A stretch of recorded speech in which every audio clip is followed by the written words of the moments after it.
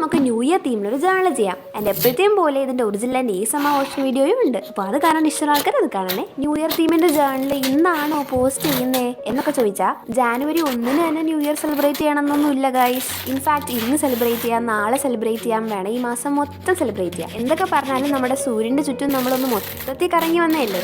അപ്പോൾ ഒരു ദിവസം കൊണ്ട് മാത്രം സെലിബ്രേറ്റ് ചെയ്യുന്ന മോശമല്ലേ ഗൈസ്. ഞാൻ ശരിക്കും എന്താ പറയാ ഉദ്ദേശിക്കുന്നതെന്ന് വെച്ചാൽ ഇതുപോലെ എല്ലാ ദിവസവും ഓരോ റീസൺസ് കണ്ടുപിടിച്ചിട്ട് സെലിബ്രേറ്റ് ചെയ്യാന്ന് വെച്ചാൽ ഭയങ്കര സെലിബ്രേഷൻ ഒന്നുമല്ല, ജസ്റ്റ് ഒന്ന് ഹാപ്പി ആയാൽ മതി. ന്യൂ ഇയർ ന്യൂ മീ പ്രമാണിച്ച് മിക്കുള്ളൊരു റെസൊല്യൂഷൻസ് എടുത്തിട്ടുണ്ടെന്ന് അറിയാം. ബട്ട് നമുക്ക് ഒരു റെസൊല്യൂഷനും എടുക്കാം. ഡെയിലി എന്തെങ്കിലും ഒരു റീസൺ കണ്ടുപിടിച്ച് അങ്ങ് സന്തോഷിക്കാം.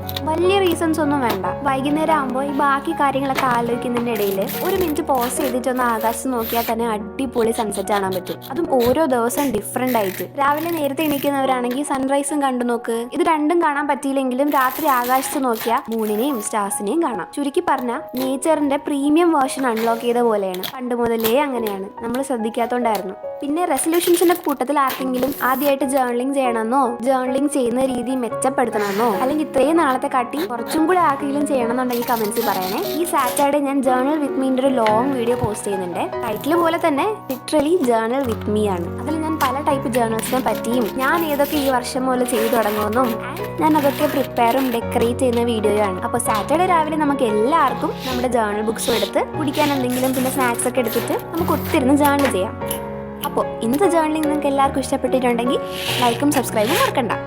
ആൻഡ് നമ്മൾ ഷൗട്ട് ഔട്ട് കൊടുക്കുന്ന കമൻറ്റ്സ് ഇവരുടെയൊക്കെയാണ്.